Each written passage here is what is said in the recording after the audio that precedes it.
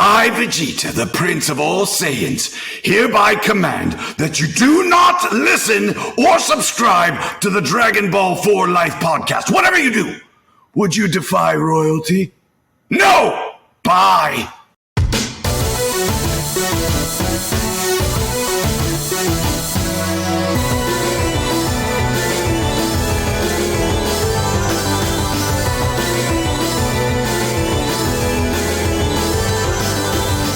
Anime, we have your attention, please, and welcome to another episode of Dragon Ball Full Life, where you come for the content, but you stay for the culture.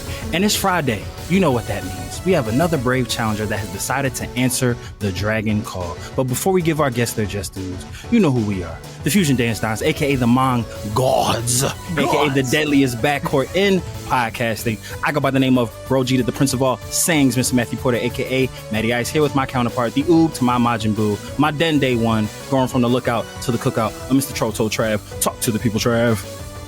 You know me. I stay chillin', and I love thy women like Krillin, and we here for Dragon Ball Full Life. You know what I'm saying? You know, sometimes, you know, they say they know I got heart, but you know what? In the meantime, we on this podcast, and you can call me Super Saiyan Shannon Sharp. So let's get it. Because Undisputed is not a thing anymore. That show's terrible. Ass. But Trav, I love when we get to have guests that we get to see as they're taking off into the stratosphere, as they're upward projecting to the stars, to the galaxy, if you will. We'll circle back to that word. That's going to be a big word here. And this next guest is no different. She's done everything from work for big budget anime, big pharma, Crunchyroll, but she still is with the little guy and helping out the indie anime scene. She's still there. And everything in between with credits a mile long. We're gonna try to get to as much as what she's done as we possibly can. Ladies and gentlemen, you might know her from Mobile Suit Gundam. Ooh, one of my favorites, near and dear to my heart. She's also been a part of an Audio Chronicles podcast called the Potchki Audio Chronicles podcast, but she's switching it up today. She is going to be a guest on the podcast, coming on the other side. Ladies and gentlemen, the one, the only, Hannah Alyea. Oh, what an intro. What an intro. Look, I was gonna say I didn't know if anyone was gonna get the reference. But snaps all around. Well, Hannah, how I'm are honored you? to be here, especially with that kind of an intro. Like, dang. Feel free to clip it out and use it in your future You endeavors. free next Wednesday? Like, you just Matt just pops in. Just follow around, do your intros thing. I'm gonna catch a flight, I do need your my intro, come back home. for this event, please. I need them for my intro, okay? We got you. Hit it, Matt Trap. Look, Trav, we about to start putting that on our DB4L LinkedIn, like intros. There you go. That's what I'm saying. Put it on Fiverr, make a couple bucks. Look, fly us out to Comic-Cons. We'll do the intros, get back on the flight, come back home. So there you go. It's an intro Sounds great. connoisseur. You know. Well, Hannah, we have a lot to get to, and we're super excited to get to it. But we always say here on DB4L, the easiest place to start is the beginning. So what was your original nerddom that led to you making voice acting as your career? Ooh, I think the first big nerdum, the one that like solidified it for me, had to have been Batman the Animated Series. Nearly because Let's go. when I got my first like paycheck job, because you know, babysitting prior to, the first thing I bought was the collector's edition of the entire Batman the Animated Series. It comes with this really nice leather case. Exactly and which one you're art book in talking there. about. Like, I still have it. When I was moving, I'm like, hello, child. But I think that was the Hello, one that darkness, really... my old friend. Oh, yeah. Double entendre. Don't ask me how. I think that was the one that solidified it for me that, like, nah, I'm okay with being a nerd. Like, at the age of 14, I'm like, I'm a little nerd. This is great. But, I mean, there was Batman from DC. I wasn't into too many other DC superheroes, but I was a big Marvel fan, especially Spider-Man. I loved Spider-Man growing up as well. I mean, I come from a very conservative Christian household where I was also homeschooled. So the way that I was raised, I didn't actually get to see a lot of media, especially popular media now, until I was in high school. And so that's when I, like, once I graduated high school, that's kind of when I first was introduced into anime. Beside like Pokemon, like I knew that was a show, but I didn't really understand it being anime. And so Naruto was my first like anime nerdom, and I binged the entire thing. So that and One Piece, man, I have watched all the way through, minus the Wano arc. I got to catch that up, but I'm waiting for my partner to get there so we can watch it together. But yeah, Batman the Animated Series was definitely like the first one that I really remember and have like physical proof of like, look, I'm a nerd. Isn't it funny now that if you're not a nerd, you're actually just not cool these days? I know, it's very weird because I was never cool. I tried to be the jokester because my older brother was the cool kid. And I was like, look at me, I can be funny too. The default is like, oh, I'm funny. Right. And I would make a fool of myself just to like get attention because everyone would go, hey, Hannah, where's Gavin? And I'm like, he's over there. But I don't know. I was always kind of, or at least I felt very much like always on the outside of the circle, especially with being a nerd. Like I even played D&D in high school. We would play it with our drama teacher. And so we would, at lunchtime, we'd all sit down, and I believe it was 3.5 edition. I'm not sure. It just dipped in a little bit. I don't even remember the character I had. I just know that we did it and I had dice for it. Now I play it all the time. But we just got like a D&D crash course like the other day. Right. Universal. It was awesome. Funny way. It was awesome. The biggest thing is like, I remember the days of finding nerd memorabilia, but you'd have to like search for it. And when you find it, you're like, oh my God, look what I found. This is amazing. And now you can just go to like the mall or online, and it's like not even just in Hot Topic or anything. It is in half the stores you go into. And I just sit there and go, like, this is cool. And I'm glad that others don't have to go through the same criticism. But what? It's cool? I was never cool. My favorite random like nerd toy to like find would be at like a Rite Aid or Walgreens, where they would randomly have Dragon Ball Z figures, but like it was so weird because it'd be like Frieza with a bazooka, like Frieza. Yeah, they always had like a random accessory. They had a weapon. That's facts, yo. Gogeta had like a sword, and you're like. And at the time, like when they had those figures, I didn't get that far to like know who Gogeta was. Like, oh, they got swords now. Yeah, but then like, this is amazing. Yeah. Then you get to the Namek art, and Frieza shooting beams out of his finger, and he's like, yo, he don't need no fucking bazooka. Where's his bazooka? Where's your bazooka? Where's the swords? I came for the bazooka. Yeah, I got it. You know what? Fact. Yeah, I got a bone to pick with Toriyama. If I ever see him, like, yo, so like, why didn't Frieza ever use his bazooka? Tell me why. He's gonna be like, what are you talking about? That wasn't on me. He said, that must have been an OVA. I don't remember that episode. Frieza's big day off. The OVA called merchandise. Yeah. But I gotta know. To bring it back to Batman the Animated Series, because look, shout out to Kevin Conroy, R.I.P. Gone too soon.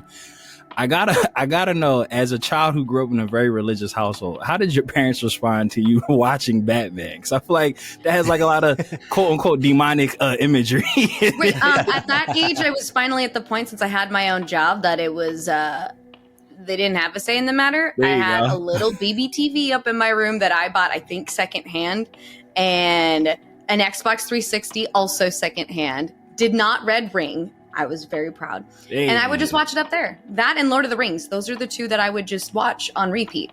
I can't escape. So I literally like rewatched the Lord of the Rings trilogy like for fun regularly. No. And I keep running into people who like... You never read regular or extended edition? Because to me, there's only one answer. Okay, thank you. I watched the extended edition. I will say... the extended edition of Return of the King is my least favorite extended one. I kind of prefer the not, because like the whole plot line with Faramir and Shorty from the Horse Tribe, yeah, that was so random. Like it felt so random. Like I was so Faramir. no, I love that Faramir. He got love, but it was like end this interview now. Yeah, I know, right? She's gonna drop out. But it felt honestly, so random. Like I actually think it felt less random with the extended edition than it did in the theatrical. So I feel like in the theatrical they cut out you just so see much, them like, standing. why Yeah, the you just see fuck them standing is this together guy at the here? end. Yeah. What's going on? Like when they have that in the extended cut, when they have that meeting when they're like standing over like the edge and stuff and like watching like the war and they like have like a heart to heart and they like, I guess, fall in love in that one moment. You never see them like talk again until they're at the end when, because, Aragorn's being coronated. It's like, when did this love connection form? To be fair, I prefer Faramir and Eowyn's relationship. This is a hot take. Don't be coming at me, Lord of the Rings fans. Versus Aragorn and Arwen. Oh, that is a hot take. That's definitely a hot take. No, don't get me wrong. I love me some Aragorn.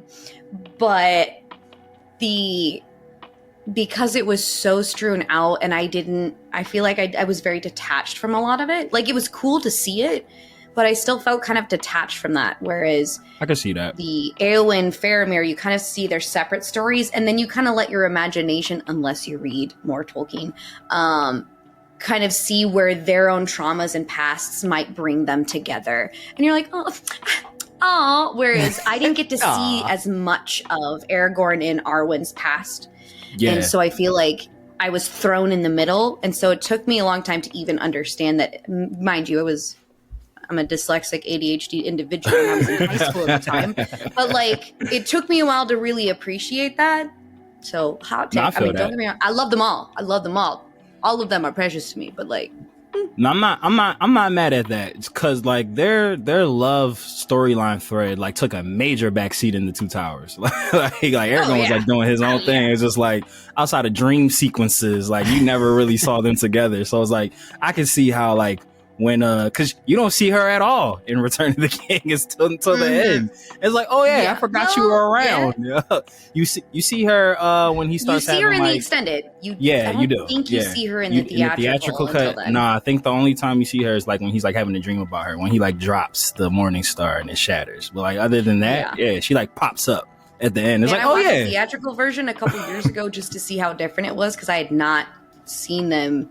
Like pretty much period, if I don't remember correctly, because my whole family was like extended edition. And I mean, I'm one of the kids that like I have every word memorized, including the commentary, including the behind the scenes. Hilarious. Like it was always running on my TV. And I go to it's a way to fill your day. Like it takes up I got Sting on my arm. I got the One Ring right here as well. Like there we go. There we go. I watched the theatrical version with my partner when we were just talking at the time deep in the depths of COVID. And I'm just sitting here pretty much yelling half the time going, where's this scene? Why is this gone? Like, what? Just the Batman started it, but I am a hardcore Lord of the Rings fan for sure. Nah, I'm with you. Yeah, Lord of the Rings, Harry Potter. Like I'm damn soaked in it. Like I'm deep. Like, the fantasy, give me the fantasy. I'm in it. Weird. He's like, I'm true to this, not new to this. But so with Lord of the Rings love, Batman, that's a wild combination, but it works for me too. It works for me too. So I'm here for it. So we have Batman animated series, Naruto, Lord of the Rings, put it in the pot. Get us Hannah. How did that turn into a career? So, I mean, I think the best way to describe it is that when I was little, I always thought I was going to be an actress. When I realized that I could not be the crocodile hunter and I had to, decide again what kind of career I wanted, I knew I wanted to be an actor. And then later in life, I like to call myself a failed adult. I tried to leave acting. I was a musical theater student for a year or two. And, the self-sabotage kind of got to me and I was like, I should probably get an adult job to pay these loans. I don't know if I'll pay them back with the theater degree. And I left it so that I could pursue actually Japanese as a major so I could learn a second language to become a flight attendant. So it's like, if I'm not going to act, what I want to do? Travel. What do you do as a poor form person of acting. to travel? You get into the travel industry. And so I was like, I'd love to be a flight attendant. And so I had transferred schools to then major in Asian literatures and language with an emphasis in Japan. It's like, it's a mouthful. It's almost like one of those isekai titles nowadays. And then became a flight attendant. And after, I think it was 6 months or so, I realized I was missing that acting. And it was that point in time that I realized this was something I can't not do. It's like breathing. If I try to take it away, I just wither and die. And so that's kind of where I was like, all right, well, what kind of acting can I do as a flight attendant and being gone all the time? And that's where I stumbled upon voice acting. Because again, I didn't really connect it, as a lot of voice actors I know. You know, when you're little, you didn't really connect voice acting as a job. As I grew up in high school, of course, the nerd within me knew some voice actors, but like didn't think about it being a job I could pursue. And once I stumbled on that, ADHD took over, hyperfixation, and that is all I could think about doing. And that's kind of led me to where I am today. Long story short. So once you had that revelation that, okay, you know what, I actually can make a career out of this, what was like the next step in terms of, oh, I want to legitimately like do this? Because you know how like we can all get ideas like, oh, I wake up, I want to do this, but like it's just a fleeting thought and you don't actually like follow through with it. So how did you go about just being like, okay, what do I need to do to make sure that this is like my legitimate like career path that I'm going to pursue? Research and training. A lot of research. I was manic to the point where I listened to Rob Paulson's podcast, the Talkin' Tunes. And anytime he'd have a guest and the guest would mention somebody they worked with or a book they read or something that they did to get to where they were, I would make note of it. And then I'd research it later. I was like, okay, really where are these greats going to? Like Yuri Lowenthal and Tara Platt, they have a book called Voice Over Voice Actor. And, you know, they were talking about their experience. So obviously the book was on there. I have a copy. I actually have a copy signed by them, which is... it's a keepsake forever. But they also mentioned the first instructor they worked with down in LA. His name is Rick Zeef. And they said, he's the first one we went to. He was awesome. And then, you know, he actually helped make our demo. He actually cast Yuri, I think, in his first anime. And I went, okay, I'm going to look this guy up. Does he still teach things? Is it out of LA? How do I do it? Where do I go? And it was that kind of train of thought that led me to each one of the opportunities. Now, mind you, at the time, pre-COVID, I was very privileged to be able to just hop on a plane and go somewhere. So for 13 weeks, I would take the first flight out of Minneapolis, St. Paul, to LA on a Sunday morning. And then I would take an Uber to West Hollywood to take a class, to then go back to the airport, wait 3 hours, 4 hours sometimes, and take the red-eye flight overnight back to Minneapolis. And I just did that for 13 weeks because I'm crazy. And we'll say committed. We'll say committed. Right. Committed. I find it a really fun story now, but no, that's amazing. It was a lot and of you research. legitimately said like what you did, because like Matt and I always joke about like celebrities and people that like when they're like on panels like, oh, so what did you do to get here to make it? Just worked hard. If I did it, you could do it. All right, but what did you do? But I mean, it is. And I still research to this day because there are still things changing. I am still training. The moment you think you've learned enough, you will stop learning. Period. Yeah. And I don't ever want to get to that point. So, I mean, a lot of it was, thankfully, we're in this era where you can look things up on Google. You can watch things on YouTube. And you have so many. And now there's the explosion, case in point, of podcasts that are even available that will give you the information if you're really looking for it. You know, you can find those who are legitimately teaching, who are working in the business versus those who might just want to take your money.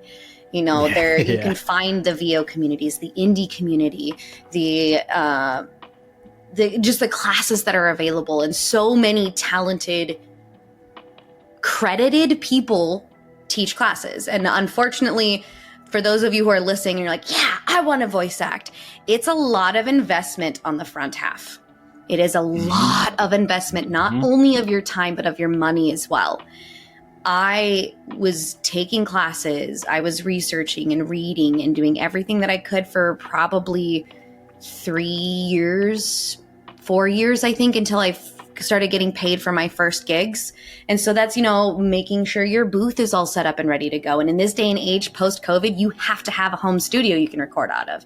Does that mean it needs to be up and going the first day that you start voice acting? No, absolutely. Like, start small. But know that that is eventually where you will need to be, right? Start small and know you're going to have to grow. You're going to have to spend money on a microphone. And as you get better, you may want to get better equipment. You're going to have to take coaching and classes. And eventually, when you're ready, you need to purchase a demo, which can be upwards. I mean, I think the top price that I saw is like $2,500 for a single demo. And you need one for every single category that you do. Now, mind you, you can get a reasonable demo between $750 and $1,200, but that's still a lot of money for a single demo. That's a pretty penny. Like and that's just the demo. That's not classes. That's not equipment. That's not any of that kind of involvement. So it is a lot of investment. And because of that, I highly recommend those who are wanting to get into voice acting, or you think it's something that you are really interested in, or you're like, man, I really want to try this. Make sure you're doing it because you enjoy it and that it's fun. Because when you end up having to drop so much money, so much time, and you know what? It's not all rainbows and butterflies. There are times where it is very hard. And the only thing that's going to get you through it is because you have that itch and you know that you have to do it because it's where you get your enjoyment from life. And so, I mean, my best advice for people starting up is make sure you love it first. Research it. Look at fun projects you can do. I mean, the easiest, cheapest thing that you can do, all it costs is a subscription to Crunchyroll. And you can even do it with friends. I did this with my partner and it's freaking fun. I love it. Is watch an anime with the subtitles and you each just go back and forth with characters and read for the characters. That's dope. Like mute the sound. Super easy, super fun. Cool. And actually it's just kind of a fun thing to do, period. Dabble in things that maybe don't cost money just to see if it's something that you enjoy. Because if you don't and you end up spending so much money, you'll end up despising the community and the people and wasting a lot of your time and money. Mind you, there is always room for new people in this community. There are so many facets of voiceover that I think a lot of people don't even realize are there, that there's room for you. Absolutely. Even though it seems like things can be so closed off, there will always be room. So if you love it, do it. And if you can't go as ham as maybe myself did, because when I find an interest, I go 102% into whatever it is I'm doing. Guided missile, lock on, it's over. Exactly. When I do something, I feel like I do it at the speed of light in comparison to other people. It doesn't mean that I take less time, because if you were to compare the hours, so something that might take me a year, I've seen people take 5 years to do. But if you were to take a comparison to the hours spent in that amount of time, I would almost guarantee you it's the same. I just get consumed by whatever it is that I'm following, which people around me go, Hannah, have you eaten today? I'm like, I'm fine. No, don't worry. Call your mother. Did you call your mother? Right. I'm not saying it's the most healthy, but and even if, especially with social media too, like in the theme of like, give yourself grace and give yourself time for whatever it is that you want to pursue in this, you may see newer people blowing up all of a sudden out of nowhere, right? And you're like, well, where did they come from? They just all of a sudden came into the scene. You haven't seen the years of background that they have done to get where they are. I've seen the back end work. Right. Like this year, I booked my first lead in an anime, which I'm floored about. I have only been at Crunchyroll for a little over a year now. Can you tell us about it? Can you Absolutely, can you tell us about it is already Let out. them know. Talk your shit. Talk your shit, If you queen. want to watch Saint Cecilia and Pastor Lawrence, I am Saint Cecilia. She is just a little jelly bean, and she's so cute. And I love her very much. But even though, like, wow, I've only been at Crunchyroll for about a year, just a little over a year, booked my first lead. I didn't come out of nowhere. I have a whole lifetime of acting experience. Oh, we've and I have seen about your 4 credits. or 5 years There's a lot in there. specifically for voiceover. Check my resume. Yeah. Right. It takes a lot to get there. And I know in social media, it seems like things are very instantaneous, but do not grow impatient. And let me tell you, this is coming from someone where if you ask any of my friends, they will tell you, I am not patient. I'm not patient. I want things and I want things now. But this is something that you really need to take your time. You know, enjoy the process. It's a marathon. It's not a race. So enjoy the journey, enjoy the sites that you're passing by, because once you get to, you know, certain stopping points, you can look back and really appreciate how far you've come and the things that you've learned. The people that you've been in contact with will be worth more than your entire voiceover career. It's be patient, have the passion, but do your research. I mean, those are my biggest pieces of advice, and I know that was not a short answer. Well, that's been our podcast. No, that was that was an amazing answer. Like that's why we like having guests like you on, because it's like we want to champion, you know, our compatriots in this space, like, you know, up and comers who are trying to make a way and, like, you know, make change for the better, you know, and also make it easier for the people behind us to try to like break through than what it was for like us or the people ahead of us. But then also I hear how passionate you are and like how like you really do want to help make it easier and like stuff like that. That's invaluable information. Like everything that you just said, I can guarantee someone's going to hear that and put that into practice. Like, immediately. Absolutely. And like anywhere you go, leave a ladder so that people can follow you on your way up. 1,000%. Always leave a ladder down. I mean, I left the theater scene mostly because it became very cliquey, and I felt like I had to be a certain person to hang out with these people. And I was like, sorry guys, like, yeah, I'm not going to conform to what you're doing. And voiceover, the community, generally speaking, you will always have a bad apple in the bunch, are some of the nicest people and the nicest actors you will ever meet, because it's not about what you look like. It's kind of the beauty. I was about to say, that's facts. Like, I'm a 5'2" individual. I wouldn't be able to book a lot of on-camera roles or theatrical stage performance roles because I'm just too short. I would have to be like over the moon talented, have to have been in Juilliard since I was 3 kind of experience, and like a Kristen Chenoweth kind of nonsense in order to be able to really pave my way. Dame Judi Not Dench. saying it's impossible, but you know, that is a bias that's in there. But voiceover, the beauty of it is that it doesn't matter what you look like. But that also means that there's a little less ego involved, because if you are not a pleasure to work with, they don't have to work with you. They will find somebody else who can do your job. So I have met so many wonderful voiceover people here, and it's just, it brightens my heart. But that being said, those of you who are newcomers, the world owes you nothing. Nothing. Don't come into this thinking that because you can make it in a certain indie scene or you can make it in a certain anime scene that you are above anybody else.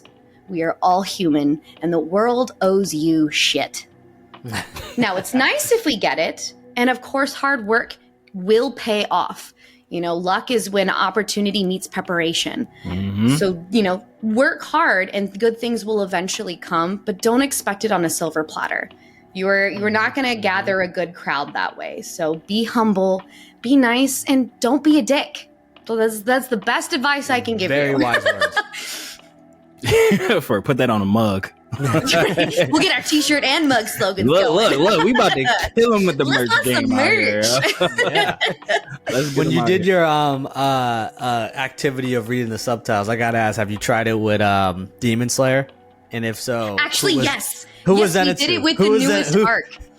The Swordsmith Village arc, so good. Especially when he's around girls, like he be going crazy. Okay, but Tanjiro, or not Tanjiro, Zenitsu is actually one of my favorite characters. No, I love You can come at me for it, but let's be real.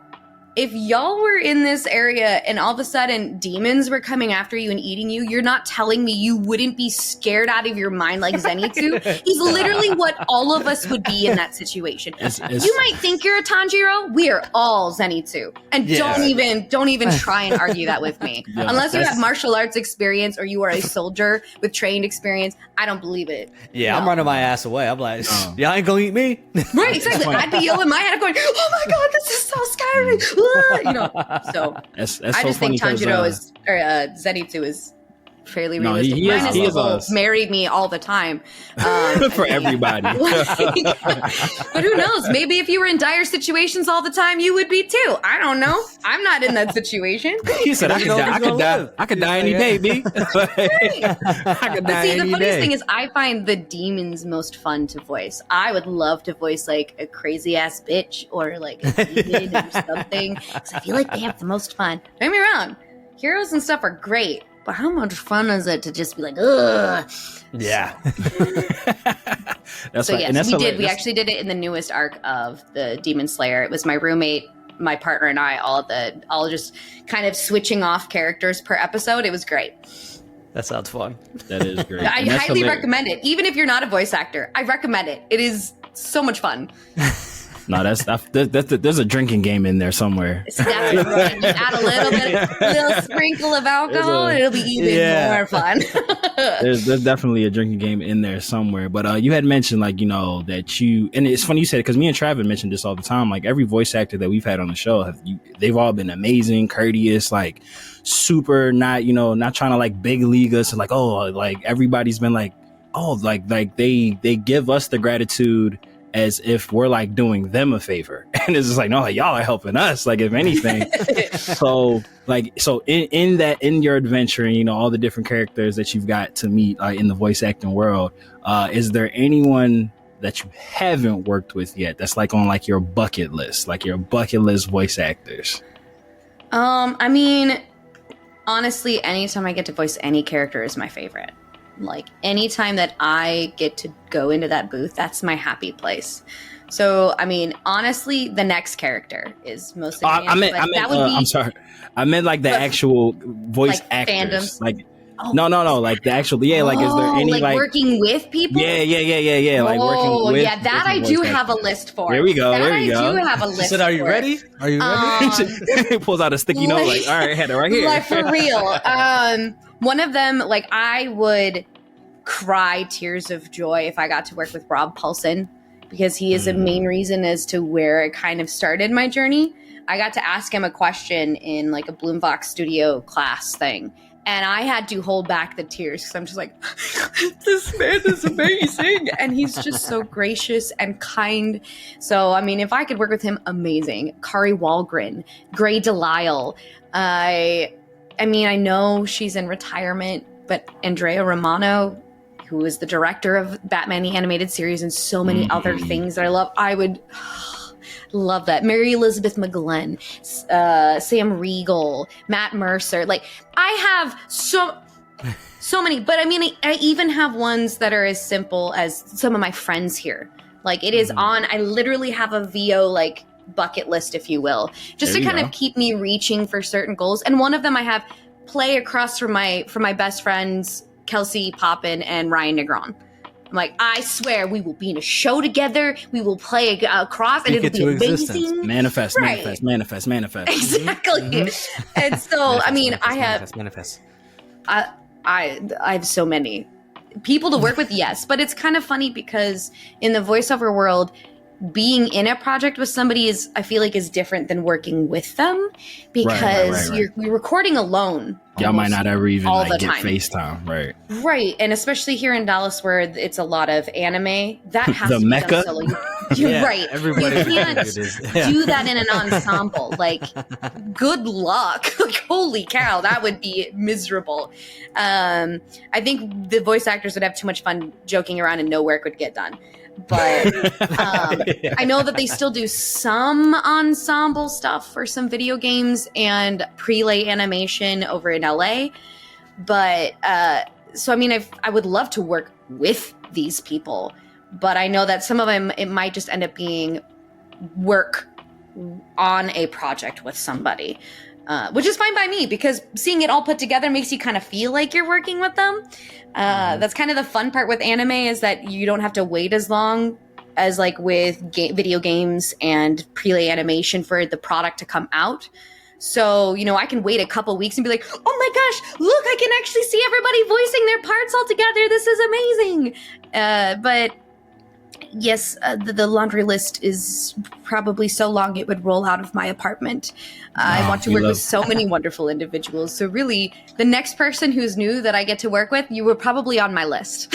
Love that. Let me work with you, please. So yeah, so us being a Dragon Ball podcast, well, Dragon Ball for life's in the name, but we're like a nerd podcast in general. But we have to ask the question. You had mentioned that, you know, a lot of times when you do share a project with other voice actors, you don't necessarily always get to, you know, spend time with them, or sometimes even meet them. So we gotta ask you about the legend Sunny Straight. You know, voice of Krillin, the OG. I love that women like Krillin. So I was about to say, I know we had to bring it up. That's in Trav's intro. We had to bring it up. So like, did you actually get to like meet him and spend time with him, work with him, or was it just like all on the same project? That the class that I ended up taking with Sunny Straight was actually in person. It was, I think, 2019, so it was the year before COVID. Mm-hmm. Perfect timing. Or maybe it was 2 years. It was 2018, 2019. I'm not sure. It was one of those years. We avoid COVID. Time That's is a the weird important soup, okay? But I did. It was I believe a 3-day workshop here in Texas. And funny enough, his studio is right by where my old apartment was. So I would drive by the old studio so many times. I'd just sit there and be like, aw. But it was a 3-day, mostly focused on acting kind of workshop with him.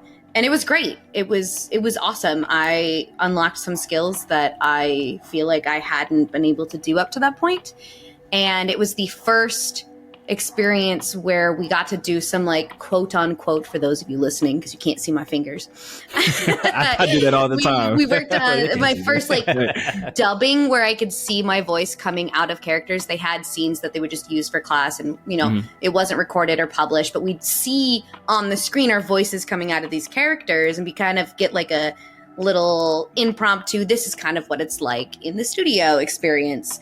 And that was awesome. I have lifelong friends that I got from that workshop, and it was very good. Like, I have very fond memories of working with Sunny Straight, but he moved away to the East Coast, and I was like, oh, okay, that's fine. But now he's back, so I don't know. Maybe I'll work with him again. I have no idea. Oh, so he's on the East Coast. We got to find him. He's back. Never mind. He was, and now he's not anymore. He is now back in Texas. So we missed our window, bro. I guess, you know. Goku instant transmission him back. Yeah. He's like, bro, we need you over there.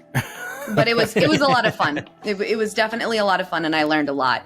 So it was cool to kind of sit there and be like, wow, this is a guy who's sprinkled throughout so much anime that I have seen and or heard of, and I get to work with them. So that was really nice. It was a lot of fun. Absolutely. And then going from, you know, like working with legends, and obviously, like, again, the mecca of Crunchyroll, and then in Texas, where it seems that all voice actors somehow end up in Texas. Mr. Bob Crunchy. Mr. Bob Crunchy. That's hilarious. So I'm super excited because I want to talk to you about Lumi and the Great Big Galaxy. That's like a Kickstarter anime. Like you're in it like at the grassroots. I know it's like currently in production. I was like doing my research on it. You know, like they did the Kickstarter to like get funding and everything, and they're working on it. Tell us what that's about, because you know we've been fortunate enough to, with guests such as yourself, to like catch them as they're on projects for like an established company. Because I don't think we've ever like spoke to somebody who was like involved with an anime that, you know, that's like created here, grassroots, Kickstarter, started from the ground up. Right. Like what has that experience been like? Bottom, now we're here. That was actually the first paid gig that I booked. Oh. I saw the casting announcement on Twitter, and I saw the art style, and I went, oh my God. I don't know what the story's about, but I want to be a part of it. It looks so good. I need it. Good. And so I just sent an audition in. I didn't hear back for like a month and a half. And I was like, probably didn't get it. It's fine. Whatever. I really liked my audition. And that's all that really matters in the end. And then I got an email back. They're like, hi, we would like to offer you the role of Felicity. And I went, that was my favorite audition. Amazing. Hey. And so, yes, Lumi and the Great Big Galaxy is an original indie animation project. If you've heard of like Lackadaisy or Hell of a Boss, Has Been Hotel, it's very similar to that in the sense that it is a creator and a bunch of other creatives getting together to make something they want without a studio's help, because sometimes corporate hands get into things and turn it into something that you don't really want, or you're trying to get a pilot in order to then take it to studios to see if someone will pick it up. So we're in the process right now of putting together the first episode, the pilot episode. And we had a Kickstarter back in 2021, I believe, the beginning of 2021. And we met the first goal for that one. And we thought that would be enough for the 11-minute episode. However, with how much detail and how much we're wanting to do, it is only enough to get the first, I believe, 3 or 5 minutes animated. So we're going to be doing another Kickstarter here pretty soon, or crowdfunding. I'm not sure if we're going with Kickstarter yet. It has not been announced, but we're going to do that to then finish the final animation. It is a story about these aliens who try to take a star back to their home planet. It is a star that all of a sudden falls into their hands, and that's Lumi. Lumi's the star. It's adorable. If you don't know what I'm talking about and you want to see the cute art, just look up. It looks so good. Lumi in the Great Big Galaxy. You will find it everywhere. So Twitter, Facebook, Instagram. You will find it. It is amazing. The idea is to try and get Lumi back home. And you have these colorful cast of characters. I play a certain flower princess named Felicity, and she's a bitch, but she's my bitch. There you go. She's not actually mine. I don't own her. I just voice her. Like Evan or Startease on most social media, it has been the creator. It is their child.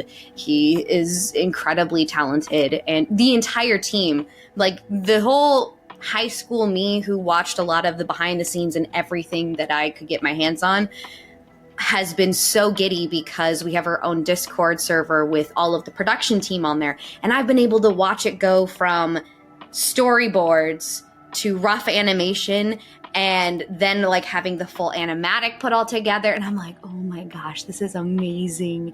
So not only is it like, wow, I get a peek behind the curtain to a really cool project, but I'm like, I think the first time I actually saw the character like animated to, I think it was my audition originally that they used for someone just decided to do a test for animation, and they took my audio from my audition and animated it. I saw it and I wanted to cry. I was like, that's my voice coming out of a character. Oh my God, that's so cool. But the project is so cool. If you like Steven Universe or Wander Over Yonder, immediately what I thought when I saw that. That's kind of the art style and the story that it is inspired by, and it is magical. It's wonderful. Keep your eyes out for it because we will be doing that second Kickstarter. You won't want to miss being a part of it because wow, you better watch out because it's something really good. Something really, really good. And you could just tell, like when we were like doing our research on you and everything, and I was like looking it up and stuff like that, like I see the care that's been put into like even just the poster. I was like, oh, like there's momentum behind this. Like this, like this will not be denied. like, do you feel like that sense of like, as opposed to like, you know, having a job with Crunchyroll or like a big company versus like doing like the Kickstarter thing, like on the business aspect of it, is it like night and day, or is it more just like, you know, I'm here to do a job? Like, are you like way more involved with the process? I'm definitely more involved with Lumi. I mean, I guess in a more of an overview, like I get to see the process with anime, especially coming from like Crunchyroll. We dub it. So most of what happens is you get a translation. That translation gets turned into what we call a time code. So you can get kind of everything kind of figured out. That will go to a writer. The writer will write the script, and then the director will cast and start, you know, scheduling people, record it. They'll mix it, and then it's good to go. There is no, okay, here's the storyline. Here's the rough animation. Here is the coloring for it. Here's the music for it. Like, you don't get any of those elements when you're dubbing. You mostly have something that has already been created and then making it like consumable for an English audience. mind you, it is magical on its own, and I love that process. But I would say it's probably less involved than being able to see something from scratch come to life. Hold up. Time out. Freeza. It took Namek 86 episodes to blow up in what was supposed to be 5 minutes. So let's take our time with this one. And we'll see you next week on Dragon Ball FO Life. Dodon Ray. Pow.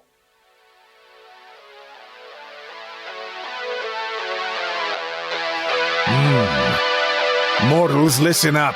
It's your god of destruction, Beerus here. Subscribe and follow the Dragon Ball for Life podcast, or else you shall be erased from existence.